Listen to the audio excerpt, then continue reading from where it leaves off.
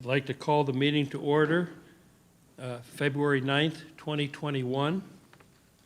The Pledge of Allegiance will be led by Vero Beach High School's Air Force Junior ROTC Detachment 043, under the direction of Wayne E. Dukes, Chief Master Sergeant, retired, Aerospace, U.S. Air Force, and Dean Rasdell, retired Major, U.S. Air Force.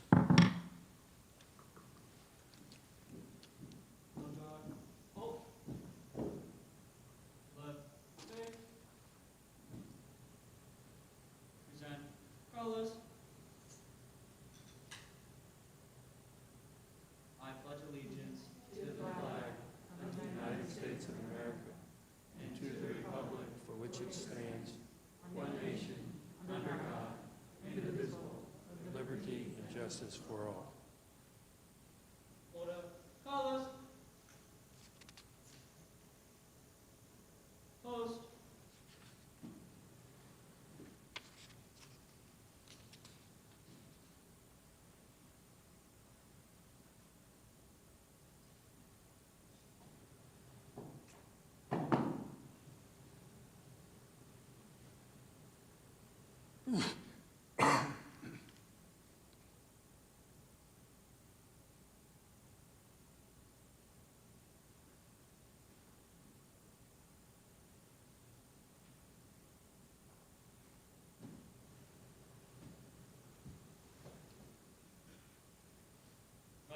Face. Forward. March.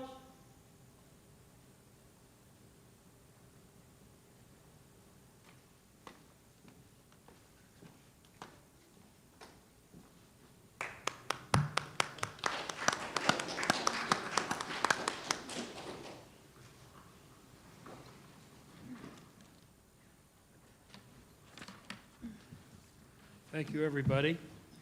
The first order of business tonight is adoption of the order of the day, and I'm proposing a new order. First will be the consent agenda, then we will move into action items, and then we will receive citizen input. May I have a motion to approve the new order? So move. A second? A second. All in favor? Aye. Aye. Thank you.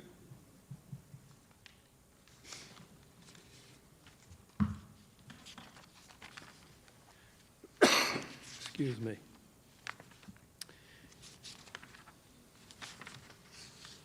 So the consent agenda. Is there any item in the consent agenda that anybody would like to move to action? Hearing none, can I have a motion to approve the consent agenda? I'll make a motion. A second? Dr. Jones? All in favor? Aye. Aye. Aye. Motion carries 4-0.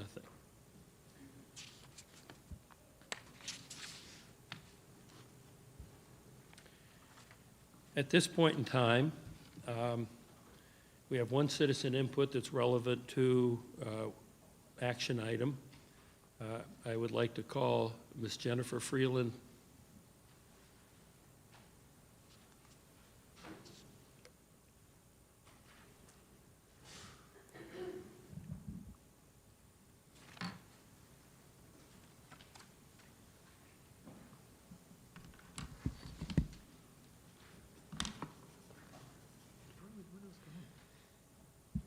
Good evening.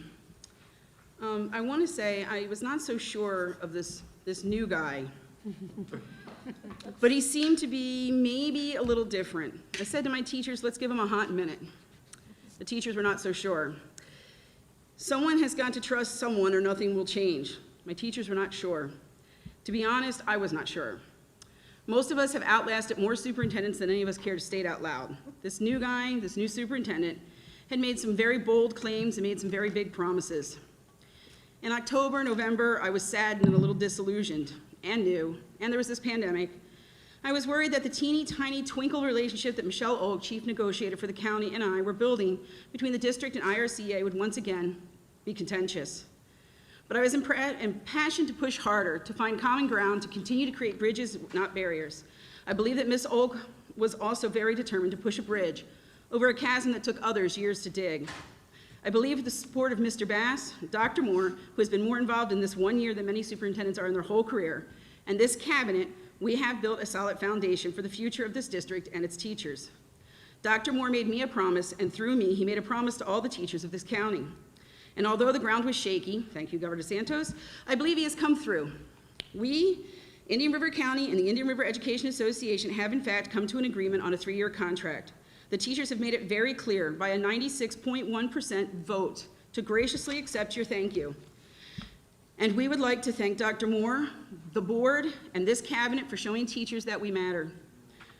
I would be remiss if I didn't also thank the teachers themselves, as well as IRC Executive Board and my negotiating team. You all showed great patience and put a lot of trust in a very new president. Thank you. Putting this contract together was a Herculean effort for all involved. It has been hours of ongoing dialogue and some ruffled feathers. But we are now one of the state models. We did not fall apart when those counties around us have. We will be stronger together, here to be what is best by our kids always.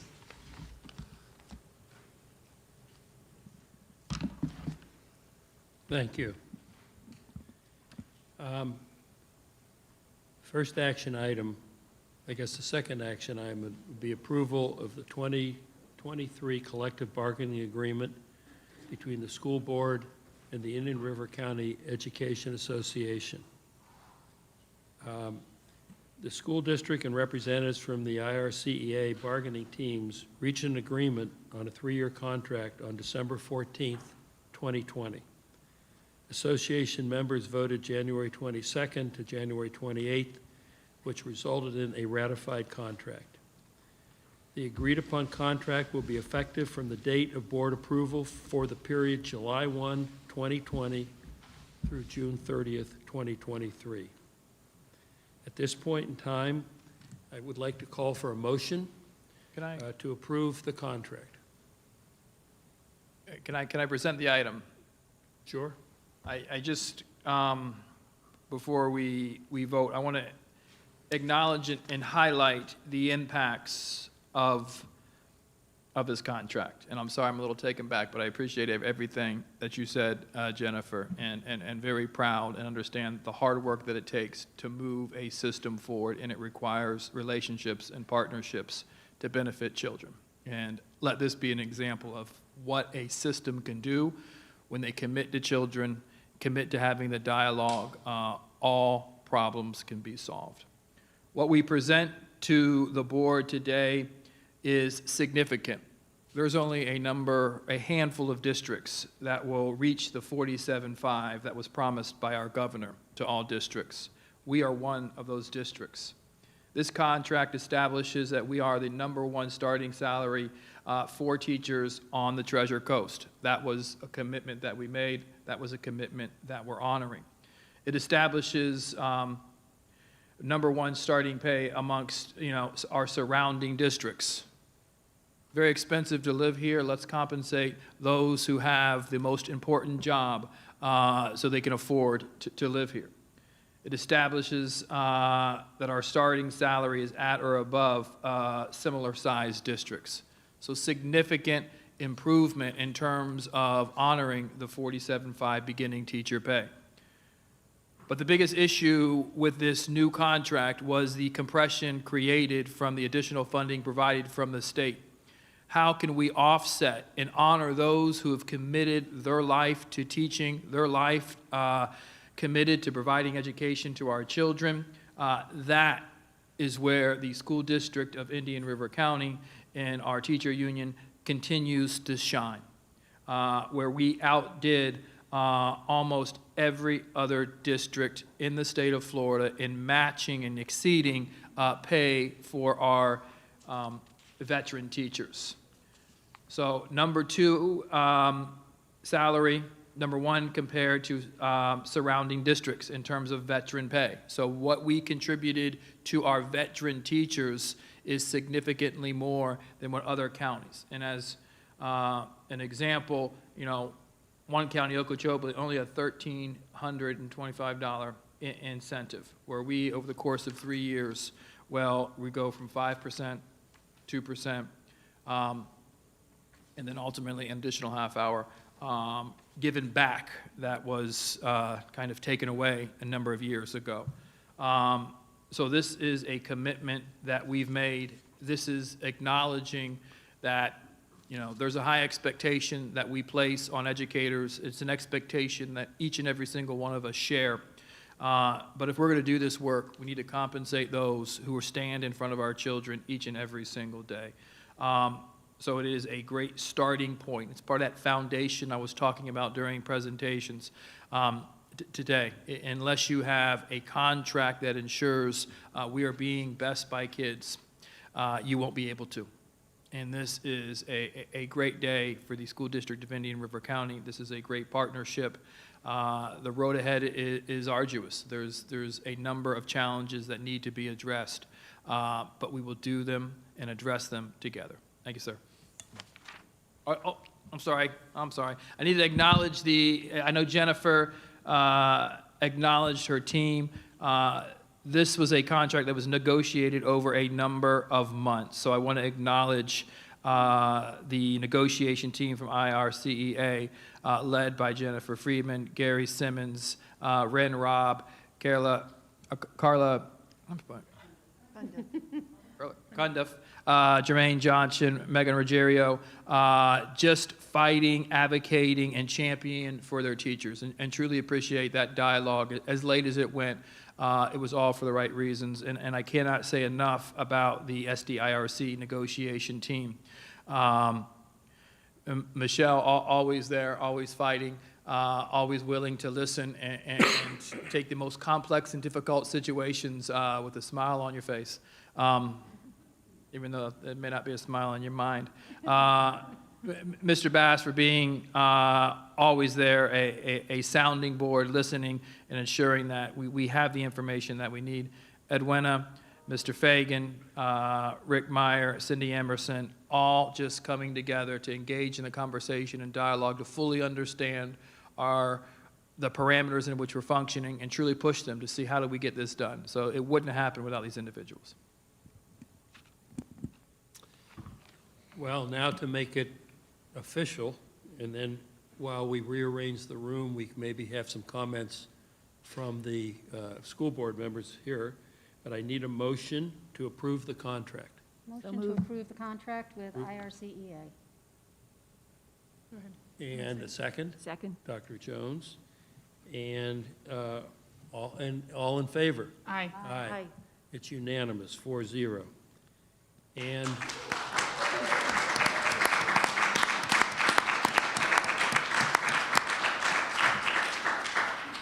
while we rearrange the room for some official signings and photo, I'll give my fellow board members an opportunity, starting with Dr. Schiff. Thank you. So when I started on this board 2 years ago, Mrs. Rosario, Mrs. Barenborg, and I walked into a district where the superintendent was, whether by his own accord or not, was in the process of departing. We had very little of a finance department left. We were at odds with the IRCEA, and we knew we were probably heading to impasse. And it was very rare, if ever, that anybody got up to that podium from IRCEA and said the kind of words that Mrs. Freeland just said. So I want to acknowledge you, Mrs. Freeland, for being the kind of leader who moved us forward into an unprecedented contract, who at all times with your team and with the SDIRC team kept it civil, kept it to the degree possible collaborative, who worked through whatever were the disagreements and shifted the ways in which we do business. I know you came in intending to have something different than the adversarial process we had always had. And I want to congratulate you and acknowledge you and thank you for the words you just spoke, because that was sure not how I started on this board. So thank you. Thank you for your willingness, for your service, and for moving us forward into a contract that, as you said, sets the model for Florida. Thank you. And thank you, Dr. Moore. Sorry, I left you out of that. Sorry, but thanks to everybody who negotiated the contract. Dr. Jones? Just a special thank you. I'm one of those people that Jennifer was describing, went through about 9 or 10 superintendents, and not always a collaboration we wanted when it came to contract. I did witness a few negotiations last spring, or the fall before, I'm sorry, just when all of this was beginning, and I saw real collaboration from Ms. Oak and Jennifer and the team, because we all have the same purpose, and that's making sure our students have the best of the best. So thank you, Dr. Moore, thank you, Jennifer, thank you, Michelle, and everybody. I appreciate it. So without going over the same thing, thank you to the teams for getting along and coming to agreement. We appreciate that. But also I wanted to highlight 2 things in this contract that are important. I think not just for giving teachers what we think we can give, and we wish we could give more, obviously, but I also think that doing away with our half days is significant for parents. And so I want that to be understood, that parents aren't going to have to worry about what to do with their kids for a half day once a month. So that we appreciate that. And I think that'll help with teachers, because they're also a little frustrated with that, and they will be able to get those professional development days for full days. So I think that's a great thing that happened in this contract. The other thing I think that's important is that we have a 3-year contract, and that's phenomenal, because now we won't have to go through all this again starting tomorrow. We can take a little breather.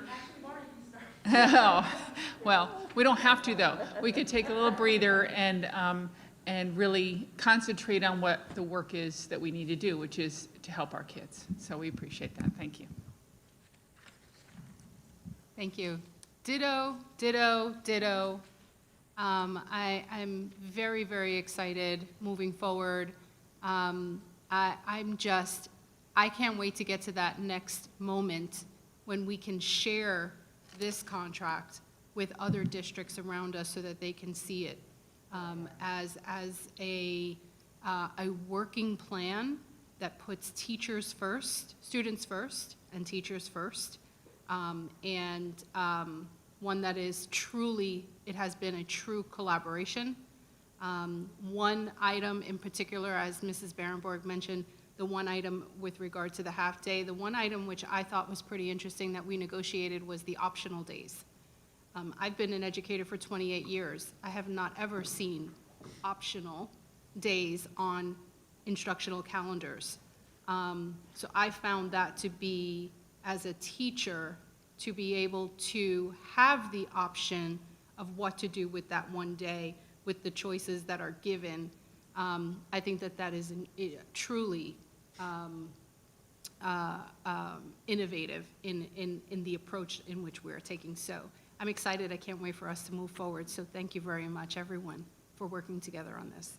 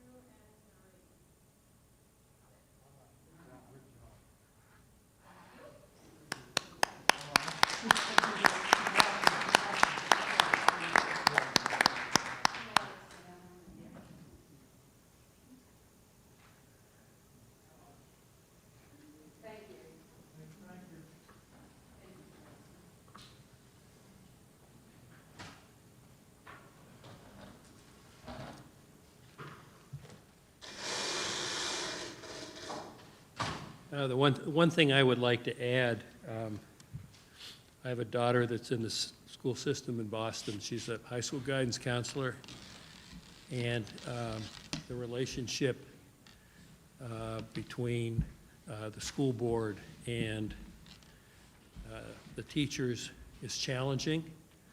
And I have 2 grandchildren in the New York City school system, and that's like ground zero. So to walk into this district, to see the coordination, cooperation of Ms. Freeland and Dr. Moore and all the people involved in the negotiations, it's really something to be proud of, and you just wish that a lot of the other tensions that exist around the country between teachers' unions and public officials and parents and all of the constituents could learn something from the coordination and cooperation that's taken place in our county. So I could not be prouder of all of you. The next item on the agenda, since there are no more, will be citizens' input. And let me read, if I might. The public may offer public comments by appearing in person. Such persons will be placed in the meeting room subject to space availability. Additional attendees will be placed in areas outside the meeting room and invited into the meeting room at the appropriate time. Alternatively, the public may offer public comments by emailing comments to the following email address. All public comment emails must include a completed citizen input speaker form available below in fileable and PDF formats. All emails must have the completed speaker's form attached, or the public comment submission will not be considered. All emails containing public comment with a completed and attached speaker's form received by 12 p.m. on February 9, 2021 will be provided to all school board members prior to the meeting and will be appended to the meeting minutes. The public is advised this email address will be used solely for obtaining public comments for the board meeting and should not be used for other purposes or questions. Persons may only speak once about any given item consistent with board policy 0169.1. And I would just offer there were 2 emails received, neither of which conformed with the submission of the required form, so they will not be read. But for those listening, we encourage you to send emails, but please follow the procedures outlined in the future. The first citizen input comes from Nicole Campanelli.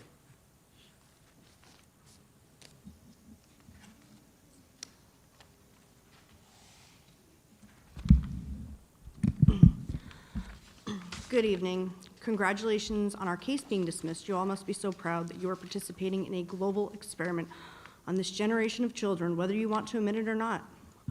We're coming up on 1-year anniversary of the shutdown, looking back upon most of 2020 and the start of 2021. Is this really the world you want for our children? What kind of psychological damage is being done to our kids as they are being told day after day, no human interaction, do not go near your grandparents or hug them, no smiles are seen because they are covered. I was in the nurse's office last week waiting for my son to do his insulin, and a kindergartner came up, and you can visually see as well as hear him having trouble breathing. The secretary told him, "Take off your mask." He was having trouble breathing. It's disgusting at this point.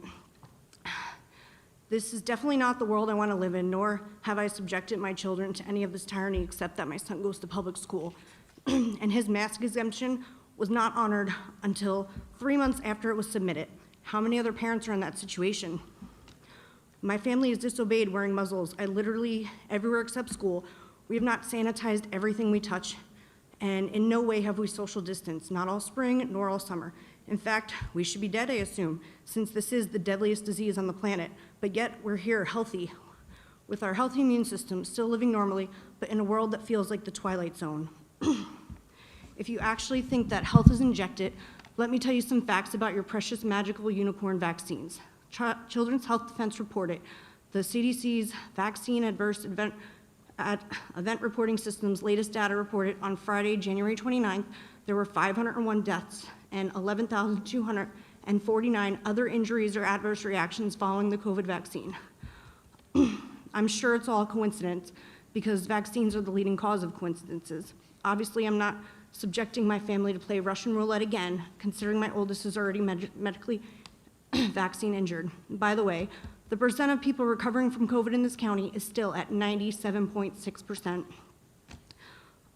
Yesterday, an elementary school in Ohio closed Monday because the staff recently was vaccinated on Saturday, and so many people became ill they couldn't operate the school with that many people out. But hey, what do you expect when you're injecting poison into your body? So tell me this, has there ever been any other time in history where the elderly have been so selfish as to sacrifice children so they don't have to confront their inevitable death? I would do anything, including die, for my children to be free, for all these children to be free. At what point did we forget that quarantines and masks were about flattening the curve and not eliminating the risk of contracting COVID? At what point do you all get off the power trip that you're on?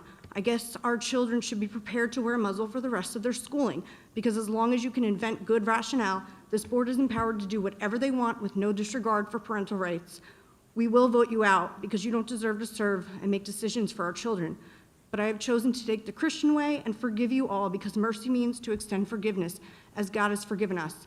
And when you meet your Maker, He knows what you have done.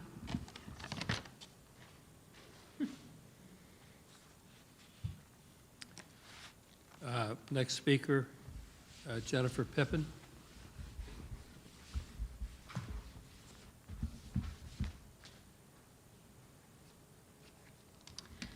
Hi, good evening. My name is Jennifer Pippin, and I'm a mother of 2 children in the school district. This is not my first time here and certainly won't be my last. I am the chairman for Moms for Liberty of Indian River County and one of the admins for We the People of Indian River County.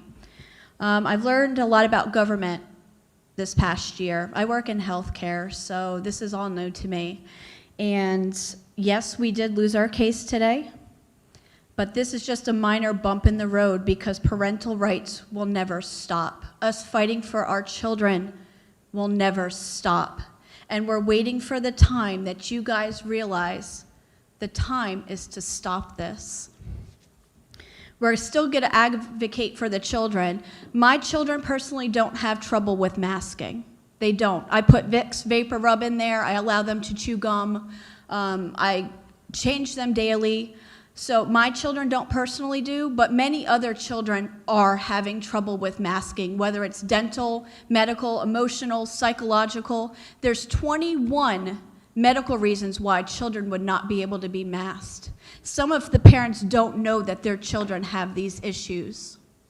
Some of them have had issues, like Nicole, and it took 3 months for her child with a medical exemption.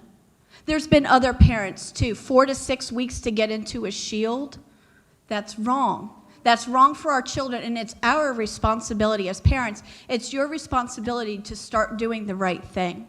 And again, when you first started implementing the back-to-school reopening plan, you didn't know. We're a year into this virus now. We're 6 months into school. You know now.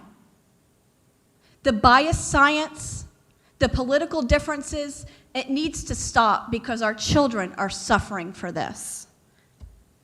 The one good thing about us losing our lawsuit today is now all of the parents who are emailing, calling, showing up to these meetings, you all cannot use the lawsuit as a crutch. We deserve to be answered. Our children deserve to be answered. When is this going to stop? What is the end game? In the beginning, it was a vaccine. People die from vaccines. The flu has a vaccine. People still get ill from the flu. They still pass from the flu. It doesn't mean that this is the end-all, be-all. And children, so are we going to do this next year starting in August when they don't have the clinical trials done for our children? You need to have an end game for our children and for us, because we don't know the long-term effects of this, because we have never done this before, and we're already seeing the short-term effects. Thank you, and we look forward to hearing the answers to our questions. Thank you. There are no further citizen inputs this evening, so we can move the agenda along. And since we've reordered it, it looks like the next is the report from the superintendent. In order to honor time this evening, I did not prepare a presentation. Okay? Are there any school board member matters? Mrs. Berenborn. Sure. Interesting email I received today. I forwarded it to Ms. Maddox and to Dr. Moore. There was an announcement made today at the Florida House of Representatives. They partnered with Age of Learning to bring free access to an online digital library for every Florida child from now until December 31st. Parents can visit readingiq.com/new worlds, and I know information will be going out on our website and social media. Thank you. Because it's a free access to all these books. So it's kind of an exciting thing that they're doing. The other thing I have is I know Dr. Jones and I attended the Indian River County Commission meeting this morning where Billy William Wilson III was honored again, and his family was very grateful, and it was so nice to be there and see that. So that's all I have. Thank you. All right. Dr. Jones? Just another shout out to everyone who judged in our science fair, all of the actual scholarship people who gave to our students. It was a really nicely run program. As I said earlier, my husband judged in elementary, and it was fun, but it's a lot of work from Mr. Heiser, Mrs. Teskey, and the curriculum department as far as videotaping all of these instead of the way we used to do it. So thank you to all the teachers, students, sponsors who helped us with our science fair. As Ms. Berenborg said, we went to the Chamber of Commerce today, and that proclamation was just absolutely wonderful. I'll be meeting with the Wilson family in about a week, talking about setting up a foundation for scholarships, so I'm looking forward to that for both Coach and his son, Billy. Went to Vero Beach High School on their signing day. We had about 11 or 12 students sign scholarships. We had some in before December for other students, but I always love seeing that. Dr. Schiff and I were part of the Central Florida Coalition yesterday, where we have superintendents and school board members sharing items, and as a new school board member, always learning there, and very, very good contacts. Went to the Beachland drive-through last Friday. They're doing new things, and that was for Valentine's Day. We had a lot of fun for the parents and the staff. And again, thank you very much for this teacher contract. This is a very, very challenging year, and to do it during this time, I applaud Ms. Freeland, Ms. Oak, Dr. Suit, and Dr. Moore. It's a good beginning because we're a team. Thank you. And Mr. Bass. Mrs. Rosario? Thank you very much. I don't have much in terms of, committee meetings, but I just wanted to announce for anyone who has not had an opportunity to watch our discussion session earlier, the superintendent provided an in-depth mid-year review that was very, very important in terms of our standing thus far and in comparison to last year academically, also aligning it to our strategic plan and our African American Achievement Plan. So that was very, very important for anyone who has not seen it. I also wanted to announce on behalf of Vero Beach Academy, their STEAM Fest is coming up Saturday, April 17th. I believe tickets are beginning to go on sale. I think it's an absolutely wonderful opportunity for students and the community, for everybody, to get involved and be a part of that event where the STEAM Fest, actually it is IndianRiverSteamFest.com. STEAM Fest is about innovation, imagination, and allowing K through 12 grade students and their families the chance to explore science, technology, engineering, art, and math. It's going to take place at the IG Center. It's different from the previous years because of COVID. I think they're going to do it outdoors so people can social distance, but this is definitely an opportunity that I think we should take advantage of for our schools to get involved in as we have in the past, and I wanted to announce it for everyone. Thank you, Dr. Schiff. I don't have too much because we had this conversation earlier today at our board discussion. I do want to mention, though, for those who were unable to make it to the College and Career Readiness Nights, there was one at Vero Beach High School, one at Gifford Youth Achievement Center, and one at Sebastian High School. There was an abundance of important information given out there for juniors and seniors. And if parents were not able to make those nights, I encourage you to please reach out to your guidance counselors. Most importantly, I encourage you to, as best as possible, prepare your junior, if you have one, for the upcoming SAT on March 3rd that is being offered free from Vero Beach High School and Sebastian River High School. On your focus, your parent focus site is some information about that. You can reach out to your guidance counselors and to the schools about that. Information also went out the other day, I know from Sebastian High School, and I believe also from Vero, about scholarship opportunities that are available through your Canvas website, and your guidance counselor will have other opportunities where you can reach out and find out what scholarships your child or children might be eligible for. But particularly for those coming through in 9th, 10th, and 11th grades, I really encourage you to please prepare for those dates. Our 11th graders are right now at the point where they should be thinking about what's next, and for those who are interested in going to college, now is the time to start looking into how best to prepare for that. If you have any questions, concerns with that, or any challenges, I invite you to reach out to Dr. Moore, to reach out to me, to reach out to, I think it's Ms. Dampier handles that at the district level, or anybody that you need to please get the information you need to ensure that your child is successful as possible after high school. Other than that, I went to a couple of meetings, I did a couple of things, but that's the thing that is, I mentioned those this afternoon, but the college and career readiness is really what is most on my mind right now, because those dates are coming up, and it's essential for your junior and senior children's future to be paying attention to that right now. So thank you. All right, and the only thing that I would like to add is, again, congratulations to Freeland and her team, Dr. Moore, the district team. As I said earlier, you pick up the newspapers and you read all the ranker and what have you in Philadelphia and New York City and Boston, and here we are in little old Vero Beach.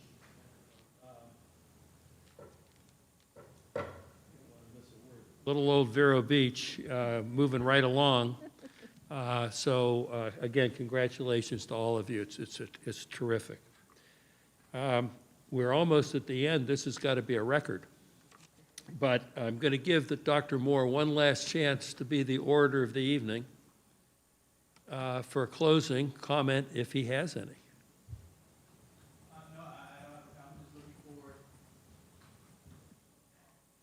Just looking for our next conversation, really coming to consensus, having tough but meaningful dialogue, seeking solutions to move this work forward. So I'm very excited. All right, terrific. Well, hearing none, we're early. We have a little time to transition get ready for our 6 o'clock Teams meeting with the NAACP Executive Committee. And so on that, at 5:40, the business meeting's adjourned.